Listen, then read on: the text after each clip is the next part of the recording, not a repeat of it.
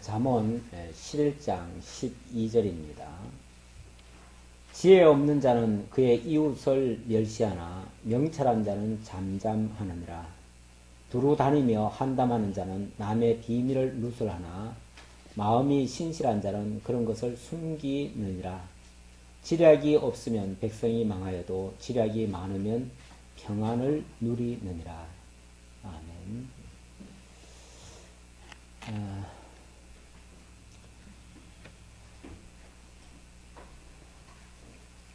하나님께서 나라를 세우시기 위해서 지혜자에게 복을 주십니다. 그리고 나라를 세우시는데 누구를 세워서 나라를 세워가시는가? 지혜 얻은 자를 세우고 훈계 듣는 자를 세웁니다. 이건 하나님의 나라에 합당한 이야기입니다. 세상 나라는 꼭 그렇진 않아요. 세상 나라는 힘 있으면은 강제로 빼앗아서라도 나라를 가지죠. 그러나 우리 하나님께서는 의로운 나라, 거룩한 나라 세워가시려고 당신이 지혜 주신 자, 그리고 당신의 말씀을 듣는 자, 이런 자들을 세워가신다는 거죠. 그런 자들이 세워지게 되면 그 나라는 평안을 얻고 모든 것이 평탄해질 겁니다. 그러나 그런 왕이 세워지지 아니하면 나라는 위험해집니다. 세상도 참 지도자 한 사람이 얼마나 큰 영향력을 발휘하는가를 어쩌면 이번 사건을 통해서 우리가 한번 느끼게 되는데요. 교회도 어떤 면에서 그렇다고 보여집니다. 교회도 지도자가 어떤 사람이 세워지느냐, 교회 일꾼들도 마찬가지죠. 교회 일꾼들도 직임자들도 누가 세워지느냐에 따라서 그 교회의 방향이 달라집니다. 키는 작은 것이로되 온몸을 어거한다고 했습니다. 배는 지극히 작은 키 하나로 전체를 다 방향을 돌린다고 했습니다. 지도자의 그 역할이, 그리고 지도자의 그 역할을 하려면은 지도자가 어떤 사상을 가지고 있는가가 매우 중요하죠. 지도자가 가지고 있는 그 사상, 그 철학, 거기에 따라서 그의 행동이 나오니까요. 그가 정말 하나님을 조금이라도 인식하고 하나님을 두려워하는 자라면 정말 깨끗하게 그렇게 인도해 갈 것이고, 그렇지 않다면 뭐 수단 방법을 가리지 않고 자기 좋은 대로 자기의 목적을 달성하기 위해서 이렇게 해나갈 것입니다. 그렇게 되면 백성들은 불행하게 되는 거죠. 불행하게 되고, 그 왕이 좋은 생각에 올바른 판단에 되어지면 그 안에 있는 백성들은 두려워할 게 없고 염려할 게 없습니다. 평안하게 이렇게 살아갈 수 있습니다. 하나님의 나라는 바로 이런 자들에 의해서 세워져야 된다는 것을 말씀드릴 수 있는데, 자, 그런 유형, 바로 지혜 얻은 자를 세울 건데, 정말 지혜로운 자가 어떤 자냐, 그런 얘기를 지금 하고 있는 중입니다. 11장 1절로 11절에서는 정직한 자가 바로 그런 자라고 얘기를 했고요. 12장에서는 마음이 신실한 자가 그렇다. 마음이 신실한 자, 정직하다, 신실하다. 어떤 면에서 뭐 유사한 이야기인데요. 거의 뭐 반복적인 이야기라고도 볼 수 있어요. 지도자의 첫째 덕목이 원래 정직이고, 마음의 신실함. 마음의 신실함이란 말은 마음이 가변되지 않는, 흔들리지 않는 그런 상태를 얘기하는 거죠. 변함없이 일편단심으로 정말 백성을 위한 봉사자로서, 희생자로서 자기 한 몸을 던져서라도 나라를 구하겠다고 하는 그 정도의 그 어떤 그런 다부진 생각이 처음이나 나중이나 변함없이, 왜 그 후보에 올랐을 때 보면은 전부 다 나라를 위해서 희생하겠다고 다 얘기하잖아요. 뭐 나라를 위해서 정말 자기의 모든 것을 다 내놓겠다고 얘기하잖아요. 그런데 막상 당선되고 나면은 그 모든 공약은 다 어디로 갔는지 찾을 길이 없어요. 이게 사람의 본 모습입니다. 그러니까 화장실 갈 때하고 올 때는 달라요. 분명히 달라요. 그렇게 상황이 바뀌는 것은 그의 그 어떤 중심이 어떻게 보면 드러나는 거예요. 드러나는데 이게 변함없어야 정말 하나님의 일꾼답습니다. 자, 12절입니다. 12절로부터 23절. 마음이 신실한 자. 물론 이 신실한 자가 있는가 하면 그 반대로 또 있어요. 반대로는 어떤 사람이냐면 입이 가벼운 자라고 했습니다. 마음이 중심이 흔들림 없고 변함없는 사람은요. 말도 그렇게 함부로 하지 않습니다. 한마디를 해도 굉장히 심사숙고를 해서 하기 때문에 그리고 실언을 하지 않기 때문에 실수를 하지 않기 위해서 함부로 말하지 않지요. 그러나 입이 가벼운 사람은 뒤를 생각하지 하는 사람이 아닙니다. 그런 사람들은 우선 좋은 말이란 좋은 말은 다 꺼내서 해버리죠. 그리고 나서 뒷감당은 뭐 그럴 수도 있지 그러고 그냥 넘어갑니다. 그러니까 약속을 못 지키는 사람들은 대부분 입만 가볍다고 말할 수도 있어요. 입이 가벼우니까 말은 빨리 했는데 약속은 못 지키는 거죠. 그런 사람은 참된 지도자의 모습은 아니라는 거죠. 12절 봅시다. 지혜 없는 자는 그의 이웃을 멸시하나 명철한 자는 잠잠하느니라. 지혜 없는 자는 이웃을 멸시한다. 너무 가볍게 남에 대해서 얘기를 한다 그런 뜻이겠죠. 사실 자기를 고백하기 위해서는 우리가 어떨 때 참 말을 할 수 있습니다. 자기에 대해서는. 왜냐하면 그건 자기를 반성하고 자기를 고치기 위해서 하는 거니까. 그러니까 자기에 대해서는 말을 할 수가 있지만 남에 대해서는 굉장히 신중해야죠. 남에 대해서는 한 번이라도 말 잘못했다가는 그거는 아주 두고두고 그건 실수가 되기 때문에 그래서 남에게 대해서는 함부로 말할 수가 없습니다. 그런데 입이 가벼운 사람들은 그냥 즉흥적으로 얘기를 해버리죠. 너무 쉽게 그냥 정말 너무 위험하게 이렇게 말을 해버려요.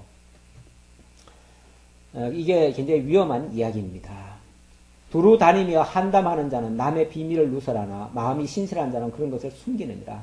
두루 다니며 한담한다는 것도 그거 아닙니까? 이 한담한다는 말은 쓸데없는 소리 한다는 얘기죠. 그냥 이 사람 저 사람 붙들고 그냥 쓸마 못 쓸마 다 해버리는 거죠. 그래 버리면은 진짜 그거는 이상하게 막 돌아가기 시작하죠. 이렇게 되면은. 그러면은 이게 원래 남의 말 하기 좋아하는 사람들 많잖아요. 그런 사람들은 그런 얘기를 들어놓으면 그런 얘기가 그냥 또 막 퍼져요. 그러면은 나중에 가보면 원래 의도가 그게 아니었다 할지라도 막 희한한 쪽으로 막 이게 발전하는 거죠. 사실 모든 유언비어라는 거는 다 거기서부터 나오는 거거든요. 나오는데 이 유언비어도 굉장히 물론 안 좋지만 그러기 전에 먼저 쓸데없이 가볍게 말하는 게 매우 사실은 그게 유언비어의 산실이죠. 돌아다니며 한담한다는 것은 바로 그런 뜻입니다. 이런 사람이 지도자의 자격은 없습니다. 지도자는 첫 번째로 사실 입이 좀 무거워야죠. 아무래도 무거워야 되고 쓸말만 해야 되니까 쓸말만 하려면은 그렇게 말을 많이 하는 것이 중요한 게 아니라 정말 꼭 필요한 말 그리고 필요치 않은 말은 좀 삼가할 수 있는 그런 자가 마땅하다고 볼 수 있죠. 지략이 없으면 백성이 망하여도 지략이 많으면 평안을 누리느니라. 아무래도 지도자의 그 리더십이라든지 또는 지도자의 그 어떤 책략이라든지 이거는 일반인들보다는 뛰어나야 됩니다. 아무래도. 그러니까 판단력이라고 하는 것도 이 판단력이라고 하는 거 어떤 면에서 막 즉흥적인 거 아니에요? 그렇죠? 어떤 중요한 사안이 발생했는데 이렇게 할 거냐 이렇게 할 거냐 그걸 판단할 수 있는 능력이 사실 지도자에게는 있어야 됩니다. 일반인들은 따라만 가는 입장이기 때문에 그렇게까지는 요구하지 않아요. 그런데 지도자는 최일선에 있어요. 그리고 일단은 먼저 판단을 해줘야 돼요. 이번에 선장도 그걸 판단을 못한 거 아닙니까? 그렇죠? 네. 그런데 알고 보면 그 선장은 판단할 위치에 없었더라고 보니까. 내가 보니까 왜 그러냐면 그 사람은 정식 선장이 아니에요. 정식 선장이 아니고 이 사람은 이미 선장직을 은퇴한 사람이에요. 은퇴해가지고 퇴직한 사람이에요. 나이도 벌써 69세고 거의 70세예요. 그러니까 은퇴를 해가지고 집에서 쉬던 사람을 선장을 안 세울 수는 없고 또 선장은 하나 이제 또 휴가를 나갔고 그러니까 임시로 그 사람을 갖다가 불러다 앉혀놓은 거예요. 그러니까 아르바이트 시킨 거예요. 쉽게 말하면 아르바이트 시켰어요. 그러니까 그 사람이 아르바이트는 원래 책임이 없습니다. 아르바이트라는 게 뭡니까? 책임 없는 사람이에요. 예. 그러다 보니까 이 사람은 자기가 판단할 위치에 서 있질 않아요. 예. 그래가지고 그 사람이 제일 먼저 자기가 판단을 해서 결정을 내린 게 아니라 회사에다가 어떻게 할까요? 이렇게 물었어요. 어떻게 할까요? 물었어요. 그러니까 회사에서는 무슨 사정을 아나요? 거기 사정을 모르잖아요. 가만히 있어라. 기다려봐라. 이러고 있었던 거죠. 그냥 마냥 기다리고 있었던 거죠.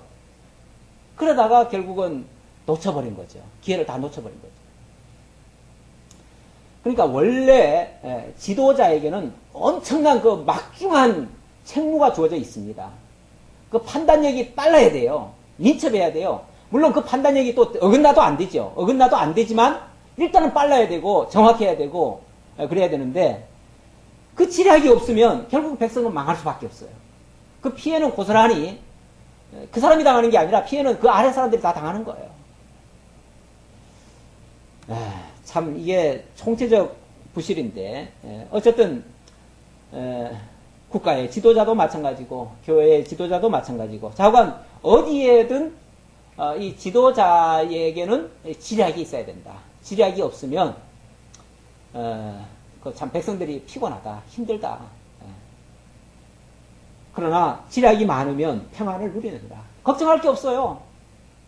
이번에 이제 어떤 사람이 그런 얘기를 했어요. 우리나라 사람은 참 미개하다. 참 미개해서 봐라 막 그냥 막 그 울부짖고 막 어떻게 해달라고 막 아우성치고 저러는데 얼마나 미개하냐 이렇게 이제 얘기를 했어요. 어떤 사람이 얘기를 했는데 일본을 봐라. 일본은 얼마나 그 지난번에 그 사고 났어도 쓰나미 났어도 누가 하나 막 국가를 향해서 원망하고 불평하고 막 울고 이런 사람이 있더냐? 없었죠? 없었어요.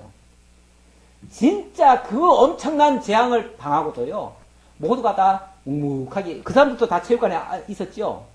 비상적으로 가 있었는데, 그 사람도 우는 사람은 있죠. 우는 사람은 있지만, 그렇게 원망하고 막, 이렇게 하는 사람은 하나도 없었습니다. 그걸 보고, 일본의 국민성은 세계 최고다. 어때요? 맞아요? 그런데, 일본하고 우리나라는 다릅니다. 어떻게 다르냐? 물론 여지껏 겪어온 것도 다르지만 일본은요. 예를 들어서 해상사고가 났다. 96%가 다 건진받습니다. 지금까지 건진 제대로 못 받은 예가 없습니다. 거의. 일단 그러니까 이미 죽은 거는 어쩔 수 없지만 일단 신고받았다 하면요. 3분 만에 다 도착합니다. 그리고 전문 그 소방 그런 인력들이요. 집중적으로 투입돼 가지고 다 건져냅니다. 지금까지 못 건져낸 예가 없습니다. 그래서 확률로도 96%라고 합니다. 96%인데 우리는 침몰했다 하면 거의 살리는 율이 그저 몇 프로밖에 안 됩니다. 살리는 율이. 나머지 다 죽게 만듭니다. 그러니까 쉽게 말하면 우리는 대처를 못하는 거예요. 대처를. 막 이번에도 대책본부는 10개 이상이 세워졌어요. 그런데 대책본부의 장들이 전부 다 뭐 하는 사람들입니까? 아무런 관련 없는 사람들이에요. 아무런 관련 없는 사람들. 그저 보고 들어오면 보고 발표할 뿐이에요. 어떻게 하라고도 말 못해요. 그러니 뭘 할 수가 있어요. 일선들은 어떻게 할까요? 보고하다가 다 끝나요. 이번에도 결국 보고하는 선에서 다 끝났잖아요. 최종 판단했을 때는 이미 늦어버렸고. 이게 골든타임이라는 게 있습니다. 그 시간 내에 뭔가 조치를 하지 않으면 기회를 놓치는 거예요. 다 끝나는 거예요. 근데 골든타임을 다 놓쳐버려요. 매번 놓쳐버려요. 매번.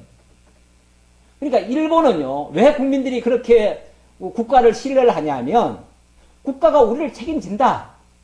우리는 가만히 믿고 있으면 된다. 라고 하는 뭔가 신뢰가 있는 거예요. 신뢰가. 그렇잖아요.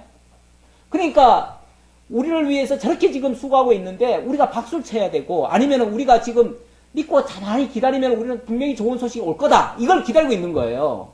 근데 우리는요. 빨리 조치하지 않으면 이거 다 죽게 생겼어요. 지금 큰일 났어요. 그러니까 아우성 칠 수밖에 없는 거예요. 이게 그 신뢰관계입니다. 신뢰관계가 있으면 우리는 얼마든지 기다릴 수 있어요. 얼마든지 참을 수도 있고 얼마든지 뭐 격려할 수도 있고 영웅이 되는 겁니다. 영웅을 만들 수도 있어요. 그런데 신뢰가 안 되면 이런 모든 게 다 깨어드는 거예요. 결국 이게 신뢰관계 문제예요. 국민성 문제가 아니에요. 네. 자, 지략이 있어야 된다는 걸 말씀드렸고요. 네. 타인을 위하여 보증이 되는 자는 손해를 당하여도 보증이 되기를 싫어하는 자는 평안하니라. 예. 지난번에도 그 보증 서지 말라는 얘기 했었지요. 성경은 절대 보증 서지 말라고 합니다. 이 보증이라는 거는 내 생명을 남에게 맡기는 거예요. 그렇잖아요. 보증이라는 자체가 그거 아닙니까? 의탁하는 거죠. 맡기는 거죠. 결국 서기 전까지는 내가 주도권을 가지고 있었지만 선 이후부터는 그 사람이 내 생명을 좌지우지하는 거예요. 내가 종살이가 돼버리는 거예요. 순식간에. 그래서 빚도 원래 줄 때는 서서 주지만, 앉아서 주지만 받을 때는 서서 받아야 돼요. 서서도 주면은 다행이야. 안 주면 쫓아다니면서 받아야 돼. 그만큼 주도권이 그쪽으로 넘어가는 거죠. 나는 이제 종이 되는 거예요. 끌려다니는 거예요. 이렇게 하라고 하면 이렇게 해야 되고 저렇게 하라고 하면 저렇게 해야 되고 오라 그러면 가야 되고 그냥 더 이상 이제 내게 아닌 거예요. 그러니까 절대 남에게 내 모든 주권을 빼앗겨서는 안 된다는 얘기예요. 그게 단순히 뭐 집보증 서지 말아라 이런 차원 정도가 아니라 내 주도권을 남에게 빼앗겨서는 안 된다는 거죠. 모든 것을 내가 올바로 깨닫고 판단하고 분별해서 내가 대처를 해야 되는데 왜 내 모든 것을 남에게 맡겨요? 그래가지고 내 생사 그 탈권이 왜 그 사람 손에 달려 있어요? 그러면 안 되지요. 그러지 말라는 거죠. 그러나 그런 짓을 안 하면 거기에 얽히지 않으면 평안할 수 있다. 당연하죠. 그런 거에 안 하면은 내 자율로 모든 것을 할 수가 있죠. 정말 좋은 일도 할 수 있죠. 유덕한 여자는 존영을 얻고 근면한 남자는 재물을 얻느니라. 유덕한 여자. 유덕하다는 말은 덕을 끼치는 그런 여자죠. 존영을 얻고 존귀와 영광을 얻고 근면한 남자 재물을 얻느니라. 이제 잠언 31자에 가면은 무슨 여자입니까? 현숙한 여인, 그 얘기와 같은 이치인데요. 이제 뭐 계속 어떻게 보면은 남자에 대한 이야기가 나왔기 때문에 이제 여자의 경우도 그렇다는 거죠. 여자의 경우도. 그러니까 이게 뭐 특별히 다른 얘기가 아니라, 여자의 경우도, 이와 같다. 그런 뜻으로 이해하시면 되겠습니다. 인자한 자는 자기의 영혼을 이롭게 하고 잔인한 자는 자기의 몸을 해롭게 하느니라. 인자한 자, 잔인한 자. 계속 대비적으로 이게 나옵니다. 그럴 수밖에 없는 게, 지혜자라는 것을 설명을 하려니까 미련한 자가 대두되지 않으면, 대비를 하지 않으면, 이게 부각이 안 돼요. 부각이 안 돼서. 그래서 어쩔 수 없이, 그 대비되는 예를 또 드는 거예요. 그러니까, 이 세상에 어떻게 보면 어리석은 모습, 악한 모습, 아주 불행한 모습, 이런 것들도 그 자체는 물론 분명히 잘못된 거고, 좀 악한 거고, 그렇지만 그게 우리에게는 엄청난 그게 교훈이 되는 거예요. 그것 때문에 참 지혜가 무엇인지, 참 올바른 것이 무엇인지를 깨달을 수 있는 하나의 기회가 되는 거예요.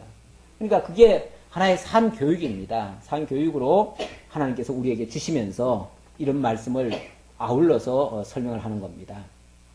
인자한 자는 자기의 영혼을 이롭게 한다. 잔인한 자는 자기의 몸을 해롭게 한다.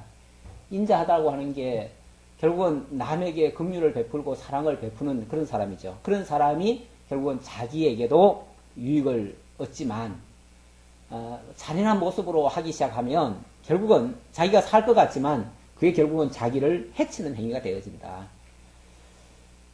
악인의 싹은 허무하되 공의를 뿌린 자의 상은 확실하니라. 악인의 싹, 악인이 온갖 수단 방법 가리지 않고 얻은 그 이득은요, 그게 오래 갈 것 같지만 그거는 정말 부끄러운 것이 됩니다. 이번에 선장이 구원을 얻었지만 부끄러운 구원이라고 아까 말씀드렸잖아요. 네, 부끄러운 구원을 얻었습니다. 그렇게 해서 생명은 얻은 것 같지만 실제로는 너무나 소중한 것들을 다 잃어버렸어요. 너무나 정말 값진 것, 진짜 존귀한 그 영예는 다 잃어버렸어요. 다 잃어버렸어요. 그건 얻은 게 아닙니다. 그런 것과 같은 이치죠. 그래서 악인들이 얻은 싹도 결국은 그렇게 허무하게 될 것이다. 다 가치 없게 될 것이다. 그러나 공의를 뿌린 자의 상은 확실하다. 공의에 의한 설령 죽었다 할지라도 의롭게 죽은 자에게 대해서는 그 명예가 영원히 빛나게 되어지죠. 그리고 정말 이것이 물론 이건 세상 얘기지만은 하나님 나라에서 만약에 의를 위해서 죽은 자가 있다면 그 상급은 영원히 빛나게 될 거죠. 그래서 그 다니엘서 12장의 말씀이 그거 아니니까 많은 사람을 옳은 대로 인도한 자는 영원히 빛나리라 이런 말씀. 영원히 빛나리라. 영원히 빛나는 그러한 모습이 될 수 있다는 거죠. 마음이 굽은 자는 여호와께 미움을 받아도 행위가 온전한 자는 그의 기뻐하심을 받느니라. 마음이 굽은 자.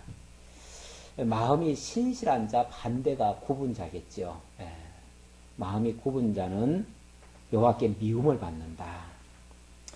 우리 하나님이 각 사람의 마음을 다 살피시잖아요. 살펴서 정말 중심으로 하나님을 기억하고 하나님의 말씀을 듣고 순종하는 자인가 아니면 거역하는 자인가 다 아시죠. 그래서 행위가 온전한 자는 그의 기뻐하심을 받느니라. 정반대입니다. 바로 마음이 신실한 자는 하나님께로부터 기쁨을 받는다.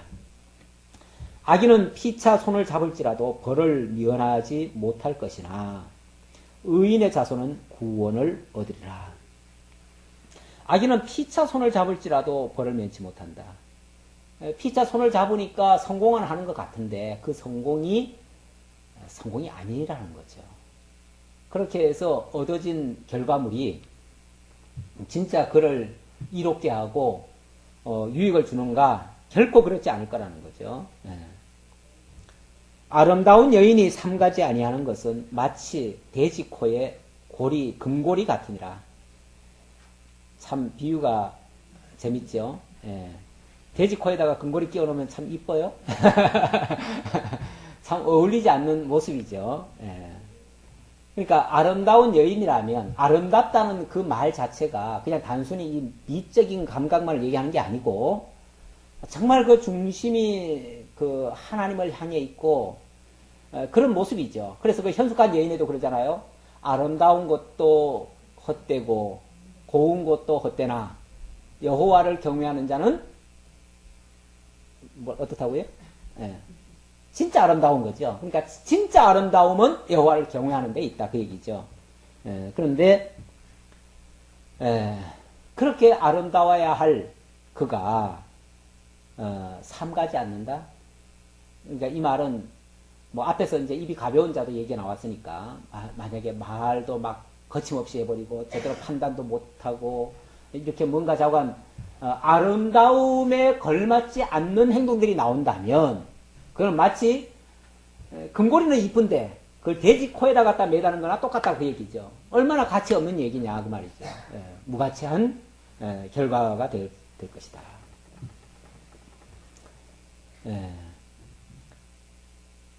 악인은 피차 손을 잡을지라도 벌을 면하지 못했고요. 23절 의인의 소원은 오직 선하나 악인의 소망은 진노를 이루느니라. 의인의 소원 선하다. 그러니까 진짜 의인은 그 목표가 바르게 정립이 된 사람입니다. 그 표대가 바르게 정해진 사람은 설령 그 가는 과정에서 혹시라도 조금 실수가 있다 할지라도 합력해서 선을 이룰 것입니다. 그러나 그렇지 목표가 분명치 않은 사람, 다시 말하면 하나님 뜻을 모르는 사람, 이런 사람이라면 무엇을 한들 우선은 이루어지는 것 같아도 결국은 하나님의 진노를 쌓는 결과밖에 안 되어진다. 왜냐하면 그건 하나님의 뜻과는 관계가 없으니까. 하나님을 거스르는 행동이 되니까 그 말이죠.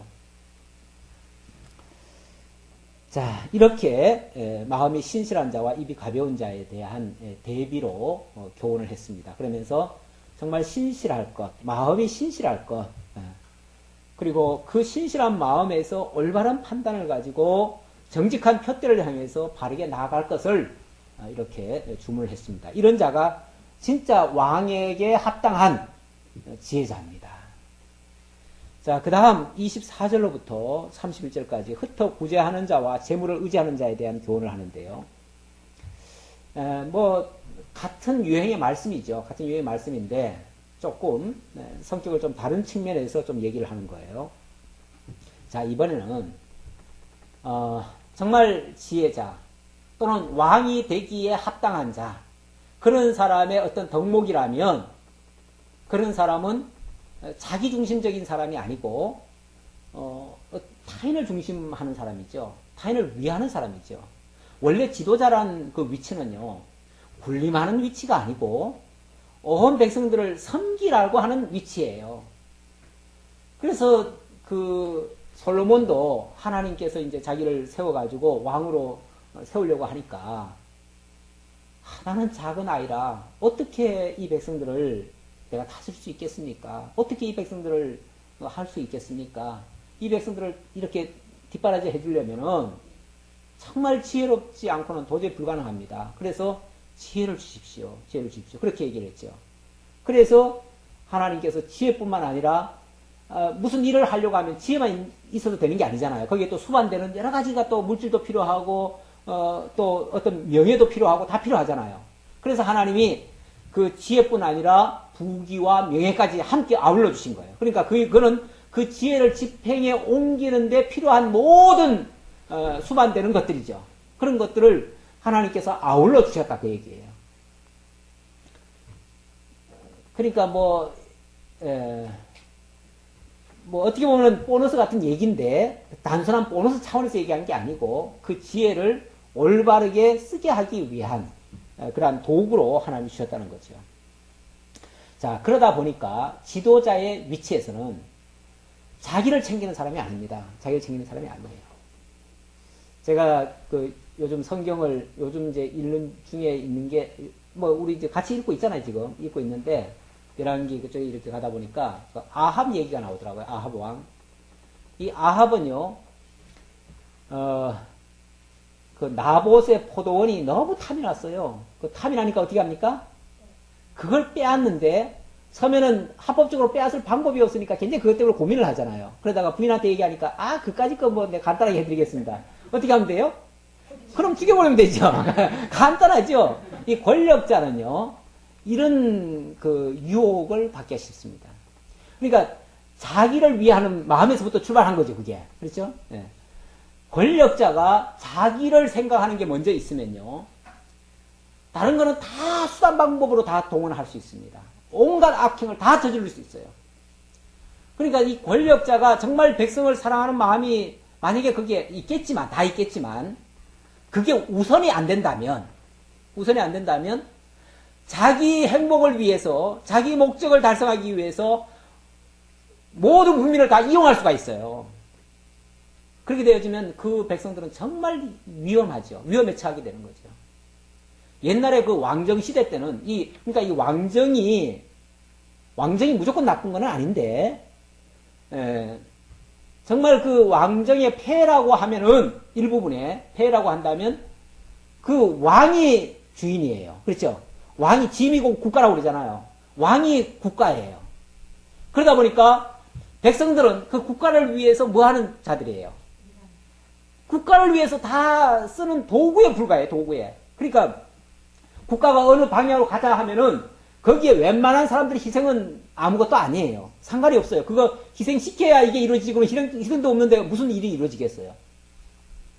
그런데 그 왕정이 이제 무너지고 이제 민주주의가 됐잖아요. 민주주의란 말 자체가 백성이 먼저라는 거예요. 백성이 주인이라는 거예요. 그렇죠? 그러니까 백성이 이제 국가가 돼버린 거예요. 백성이 국가예요.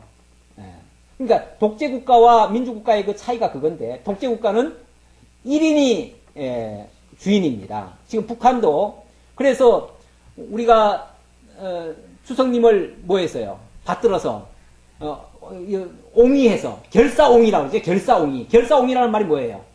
우리가 죽음을 각오하고 우리가 죽음을 무릅쓰고 이분을 옹립시키겠다 그 얘기잖아요. 옹이 지켜주겠다 그 얘기잖아요. 네. 그 한 사람을 지키기 위해서 전 백성을 다 이용하는 거예요. 그게 결사옹이에요. 그게 독재 체제고 왕정 체제예요, 원래. 그러니까 이게 얼마나 큰 차이가 있습니까? 근데 민주주의라 그러면, 민주주의는 사실은 기독교에서부터 나온 거예요. 기독교는 원래 큰 자가 어린 자를 섬기라는 원리예요. 그러니까 지도자라면은 백성을 섬기는 위치에 내려가라는 거예요. 그래서 어떻게 보면 백성의 심부름꾼이 되는 거죠. 그러려면 자기의 모든 것을 다 내놓아야 돼요. 그렇잖아요. 자기가 살고자 하면은 백성 못 살립니다. 자기를 희생할 각오를 해야 이게 가능한 거예요. 그러니까 그 자리에 오르려고 하는 사람은 사실은 우리가 존경해줘야 돼요. 굉장히 높여드려야 되고, 가능만 하면은 정말 다 해드려야 돼요. 높여드려도 괜찮아요. 근데 문제는 그런 생각을 안 가지고 있다면 우리는 경계를 해야죠. 만약 그런 생각을 안 가지고 있다면. 자기가 왕이라고 생각한다면. 네. 그러면 이제 굉장히 무서운 거죠. 왕이라고 생각하면 자기는 국민을 다 이용할 거니까 굉장히 위험한 거죠. 우리가 독재를 두려워하는 게 바로 그 부분입니다. 자, 이제 본문에 흩어 구제하여도 더욱 부하게 되는 일이 있나니 그랬는데, 흩어 구제한다. 이 흩어 구제한다는 말은 풍요로운, 자기가 가지고 있는 풍요로운 재물을 가지고 결국 백성들 긍휼히 여기는 걸 가리키는 거 아닙니까? 예. 근데 그 반대라면은 자기 재물을 의지하는 자, 다시 말하면 자기만을 위하는 자, 자기를 위해서 오히려 재물을 모으는 자지요. 예. 지도자로서는 정말 금해야 될 부분인데, 지도자는 어떤 면에서 풍성해야 됩니다. 그래서 지도자가 물론 많이 있으면은 그걸 많이 베풀 수 있으면 좋은데, 많이 가지고 있으면서 베풀 줄 모른다면 지도자의 자격에서는 일단 좀 불합격입니다. 불합격이에요.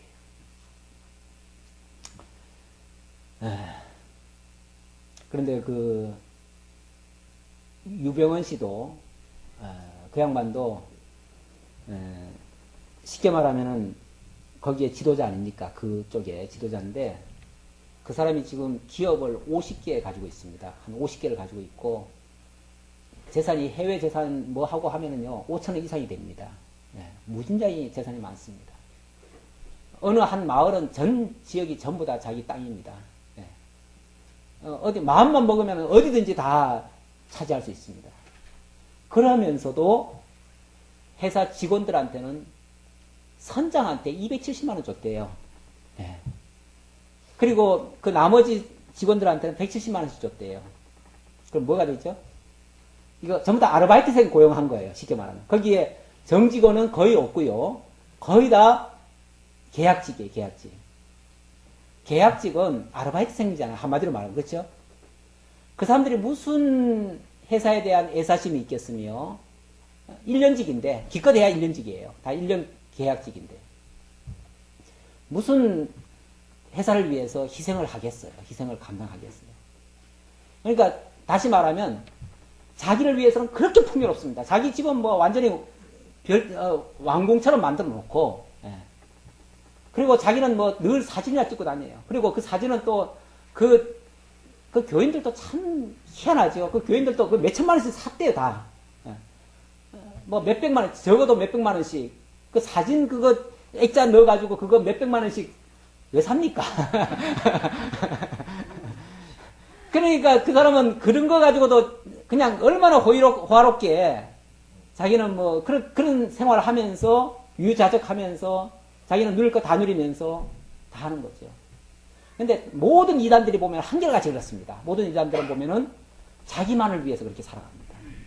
그러니까 다 별장들 가지고 뭐 어마어마하게 하면서 거기에 소속된 자들은 전부 다 어떻게 보면 그 신도들이 많아요. 신도들이 많으니까 신도들은 뭐 합니까? 신도들은 무조건 희생해야 된다. 이래가지고 뭘 해요? 조금만 월급 받고 다 봉사하는 거죠. 그러니까 이 정말 기독교의 이름으로 장사하는 거, 이거 정말 참 악입니다. 악이에요. 악한 거예요. 그런데 자관 뭐 그런 식으로 한 것 같아요. 그러니까 이게 다 문제가, 이게 한두 군데가 불거진 게 아닙니다. 다 이런 식으로 해서 결국 문제되는데, 지도자라고 한다면, 진짜 지도자라고 한다면, 흩어 구제할 줄 알아야 된다. 다시 말하면 베풀 줄 알아야 된다. 베풀 줄 못한다면 좀 지도자의 자격에는 좀 부합되지 않는다. 예. 그런데 가도에 아껴도 가난하게 될 뿐이다. 그렇게 아끼고 남한테는 베풀지 못하고 그렇게 쌓아 모아놓은 게 하루아침에 다 알거지 되게 생겼어요. 그렇죠? 하루아침에 알거지 되게 생겼어요. 다 이제 뺏기게 생겼어요. 강제로. 예. 또 이제 또 빼돌리겠죠. 어디로. 예. 사실은 그 주변에 보호해줄 권력자들이 너무 많습니다. 사실은 이 사람이 오대양 사건으로 해가지고 그때 벌써 1,몇백억인가 부도 내고 망했던 사람입니다. 망했던 사람이 불과 한 10여 년 만에 다시 이렇게 50여 개 지금 재벌이 됐잖아요. 이런 재벌들은 드러내놓지 않고 장사해요. 통일교도 그렇고 여기도 그렇고 드러내놓지 않고 그렇게 장사를 하는데 권력의 빽이 얼마나 큰지 몰라요. 정치인들 다 끼고 있어요. 다 끼고. 그러니 안 될 일이 다 되는 거예요. 원래는 20년밖에 그게 허락이 안 난 걸 갖다가 어떻게 구워 삶았는지 30년을 만들어가지고 그 노후된 데, 그 일본에서는 폐기 처분한 거, 그거 사다가 그것도 증축까지 해가지고 만든 거 아니에요? 돈 벌기 위해서라면 수단 방법 안 가리고 모든 걸 다 이용하고. 근데 나중에 가면 결국은 우리가 다 빈 몸으로 갈 건데 사실은 다 쓸모 없습니다. 사실은 쓸모 없는데 우선은 그렇게 되는 줄로 착각을 하는 거죠. 사람들이 착각을 해요. 곡식을 구제를 좋아하는 자는 풍족하여질 것이요 남을 윤택하게 하는 자는 자기도 윤택하여지리라. 진짜 백성 제가 지난번에 그 룰라 대통령 얘기 잠깐 했나요? 룰라 브라질 대통령. 물론 지금은 또 거의 대통령이 바뀌고 나서는 또 혼란스럽습니다. 근데 원래 브라질이 혼란스러운 나라예요. 혼란스러운 나라인데 왜냐하면 빈부격차가 너무 극심해요. 일부 그 외국계 사람들은요 다 부유합니다. 그런데 그 토착민들은 너무 가난해요. 너무 빈부가 격차가 심하니까 맨날 사회에 불안이 있었죠. 그런데 이 룰라 대통령은 초등학교 4학년밖에 안 나온 사람이 노동자로 일하다가 또 이 선반에서 이게 손끝까지 잘린 사람이에요. 그러니까 얼마나 고생하면서 살았던 게 뻔하죠. 그러다가 노동운동 좀 하다가 감옥에 갔어요. 그랬다가 그냥 억압을, 정치적 핍박을 받다가, 정치적 핍박을 받으니까 이 사람이 이제 영웅이 돼버린 거예요. 쉽게 말하면. 왜냐면 서민들한테 영웅이 돼버린 거죠. 그러다 보니까 이 사람이 이제 결국은 정치에 나와가지고 대통령까지 돼버렸어요. 그러니까 기적인 얘기죠. 기적 같은 사람이죠. 초등학교 4학년 나온 사람이 뭘 알겠어요. 근데 기적처럼 됐는데 이 사람이 대통령이 되자 말자 제일 먼저 한 일이 가난한 자 돕는 일을 했습니다. 가난한 자, 쉽게 말하면 최저하한선을 딱 두고 그 하한선 밑에 있는 자들은 무조건 정부에서 그냥 돈을 지원해버렸어요. 그러니까 미친 짓이라고 했죠. 아니 정부 돈을 갖다가 왜 그렇게 가난한 원래 나라도 못 막는 건데 왜 그걸 그렇게 갖다 퍼부어주냐. 근데 첫 해는 그렇게 하고요. 그 다음에는 줄일 줄 알았더니 더 늘려버렸어요. 그렇게 몇 년을 하고 나니까요. 가장 가난했던 사람들이 없어져 버렸잖아요. 그렇죠? 없어져 버렸어요. 그러니까 가난층이 사라져 버렸어요. 그리고 나서 다 중상층이 돼버린 거예요. 중상층이 되니까 어떻게 됐죠?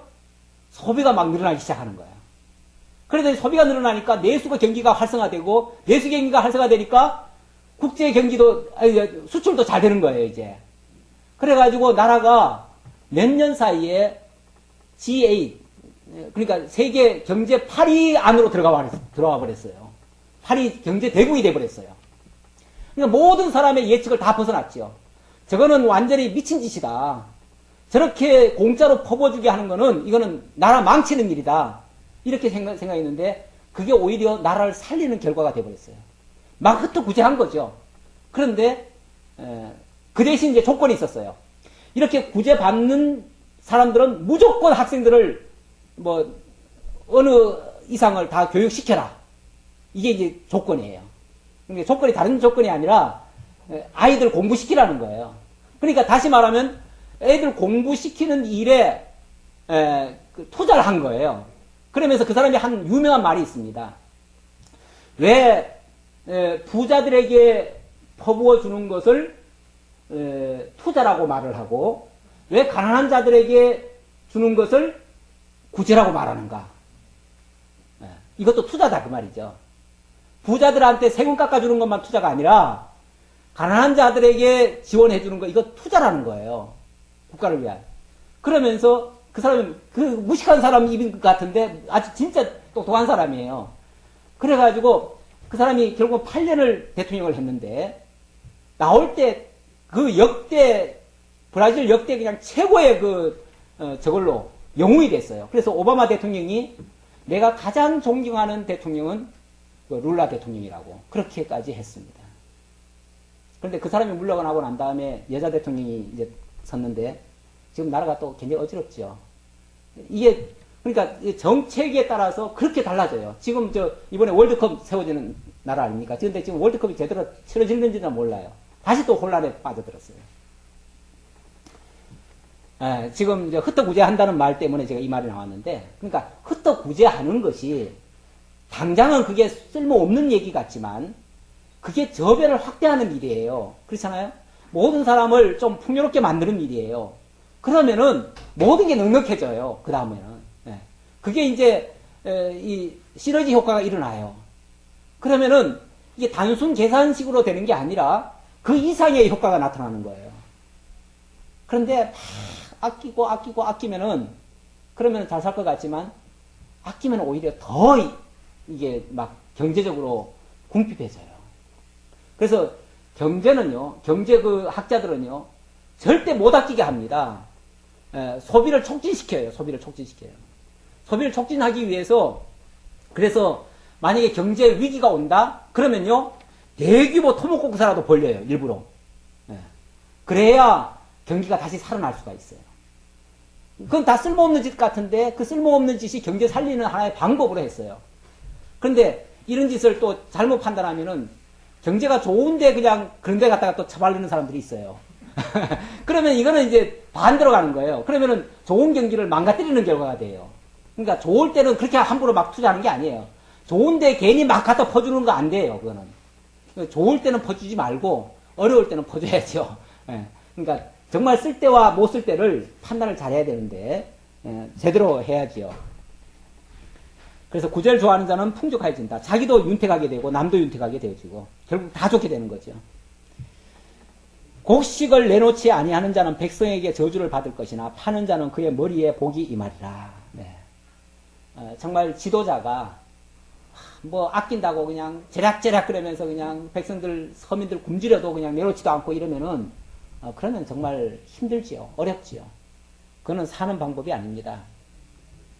선을 간절히 구하는 자는 은총을 얻으려니와 악을 더듬어 찾는 자에게는 악이 임하리라. 자기의 재물을 의지하는 자는 패망하려니와 의인은 푸른 잎사귀 같아서 번성하리라. 참 나는 하나님이 섭리해가는 이 세상 이 모든 이제 뭐 자연이라는 말을 씁시다. 전혀 안 쓰려니까 이게 힘들어요. 말을 돌리려니까 자연의 그 어떤 원리를 본다면은 이제 자연의 원리라기보다도 자연을 섭리하시는 하나님 하나님의 그 섭리를 보자면은 참 신기하고 놀라워요. 분명히 소비하잖아요. 그렇죠? 뭐 소도 얼마나 풀을 많이 뜯어 먹습니까? 또 얼마나 많은 사람들이 뭘 소비를 많이 합니까? 그렇게 소비하면 다 없어질 것 같잖아요. 그렇죠? 아니, 자원은 한정되어 있는데 그 한정된 자원을 이렇게 퍼먹으면은 다 고갈되고 없어질 것 같잖아요. 그런데 안 그래요. 그렇죠? 오히려 그렇게 많이 먹으면 많이 먹을수록 더 많이 생산이 된다는 이 원리. 일부에서는 세계 정부를 꿈꾸는 자들이 있습니다. 세계 정부를 꿈꾸는 자들은 그 원리가 어떠냐면은 지금 인구가 너무 많다는 거예요. 인구가 너무 많기 때문에 지금 70억 인구인데 한 10억인가 15억인가 하면은 이제 적당하다고 그래요. 그래서 그 나머지는 다 없애야 된다. 그래서 인류 말살 정책을 지금 한쪽에서 지금 쓰고 있습니다. 세계 정부 꿈꾸는 사람도 있어요. 약간 황당하지만 그런 사람들이 실제 그 아주 세계의 어떤 권력 핵심에 포진된 사람들도 있어요. 그런데 그런 사람들의 논리에 의하면은 전쟁을 일으켜야 됩니다. 세계 전쟁을 일으켜야 돼요. 일으켜서 인류 중에 많은 사람을 쓸어버려야 돼요. 안 그러면 공멸한다는 거죠. 공멸한다. 그런데 물론 뭐 경우에 따라서 전쟁을 통해서 다시 조절이 되기도 하지만은 오히려 과거에는 그런 논리가 더 강해가지고 그래서 전쟁이 무수히 일어났지요. 그러면 다 같이 망할 줄 알았는데 어떻습니까? 실제로는 사람이 많아지면 많아질수록 먹거리가 줄어듭니까? 안 줄어들어요. 오히려 더 많이 생산이 돼요. 더 많이. 그렇죠? 더 많이 생산됩니다. 희한하게도 하나를 뿌리면은 10개가 나고 100개가 나요. 그렇죠? 이게 이제 그 원리 아닙니까? 이 자연에 하나님이 섭리하시는 원리입니까? 아닙니까? 하나의 씨앗이 땅에 떨어지면 정말 100개, 1000개가 나요. 이게 원리라니까. 그러니까 이걸 아끼면은 남는 게 아니고 뿌려야 돼. 밭에다가 뿌려야 돼. 물에도 갖다 뿌려야 되고 뿌려야 이게 나는 거지 뿌리지 않고는 안 난다는 거죠. 오히려. 그러니까 단순 계산으로 우리가 할 수 없어요. 이게 하나님이 해가시는 일인데 우리가 단순 계산으로 자꾸 인간의 머리를 써가지고 그걸 어떻게 해보려고 하니까 안 되는 거죠. 인간 계산대로라면요. 진작 지구는 멸망했어요. 진작.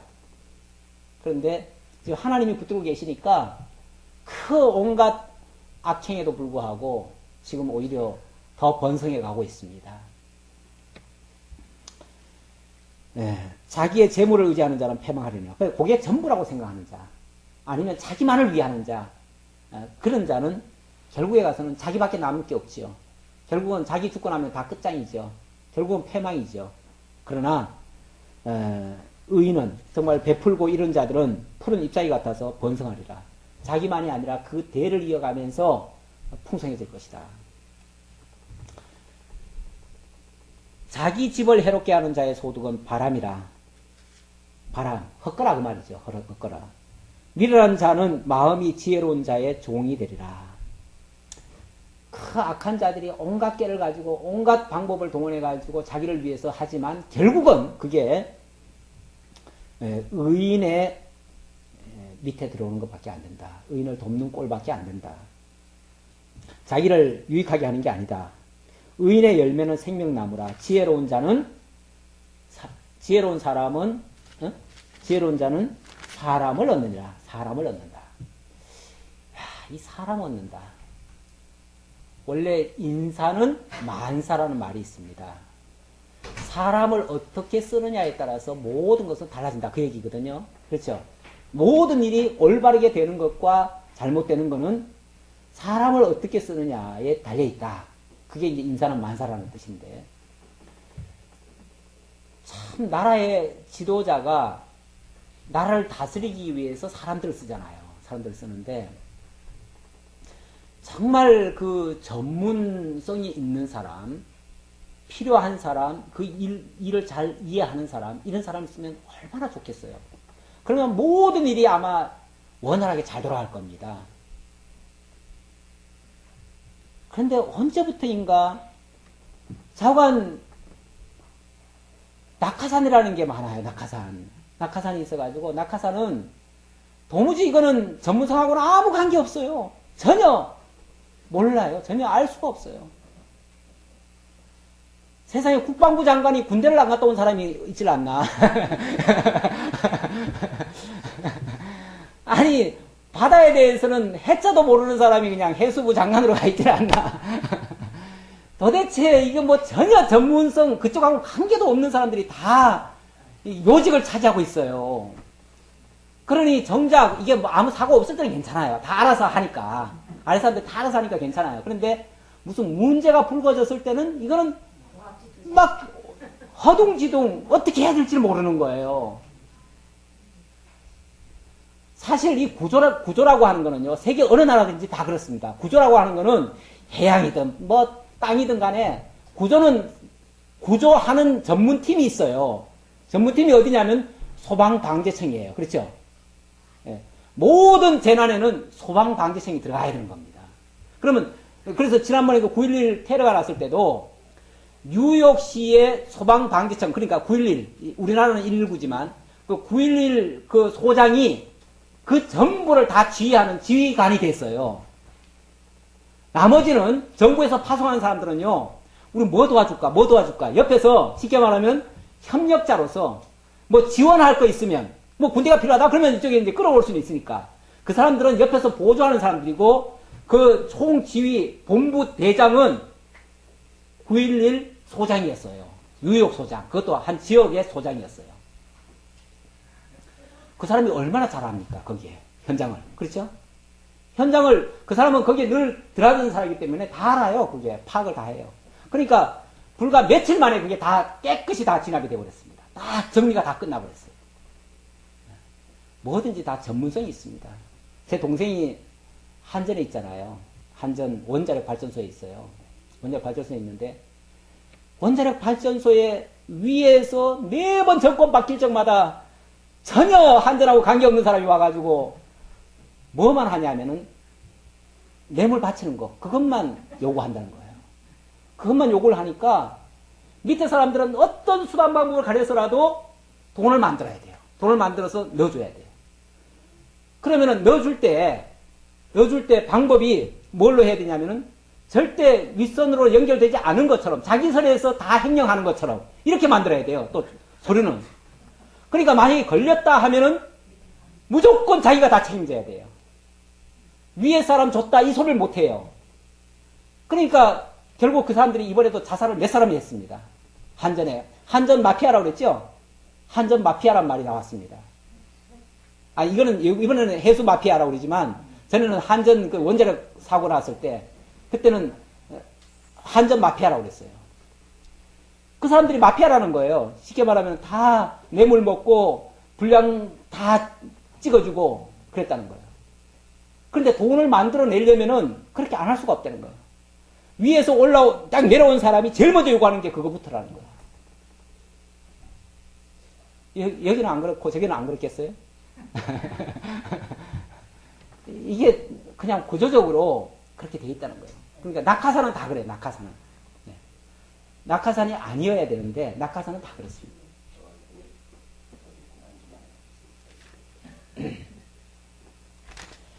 예, 지혜로운 자는 사람을 얻느니라. 사람을 어떻게 얻느냐에 따라서, 지도자가 어떻게 사람을 세우느냐에 따라서 정말 나라를 바로 세워갈 수도 있고 나라를 무너뜨릴 수도 있습니다. 정말 사람을 바로 세워야 됩니다. 보라, 의인이라도 이 세상에서 보응을 받겠거든 하물며 악인과 죄인이리요. 의인이라도 이 세상에서 보응을 받는데 하물며 악인과 죄인들이 어떻게 설 수 있겠느냐. 의인도 실수하면은 벌 받아야 돼요. 잘 하려고 하다가도 잘못하면은 벌을 받아야 돼요. 하물며 악인과 죄인들이 아주 대놓고 그냥 못된 짓 하는 사람들이 어떻게 벌을 안 받고 넘어갈 수 있겠느냐 그 말이죠.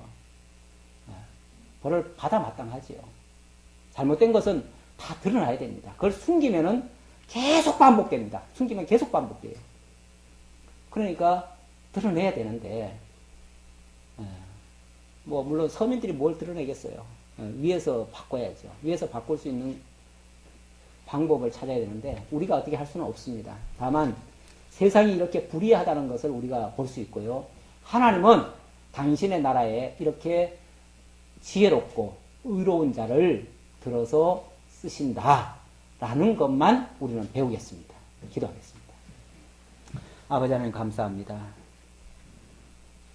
인간이 얼마나 악하고 또 무지하고 또 어리석은가를 또 우리는 사건 만나면 다시 한번 깨닫게 됩니다. 아버지 하나님, 이번 세월호 사건을 통해서도 아버지 하나님 분명히 우리들에게 들려주실 하나님의 음성이 있는 줄 압니다.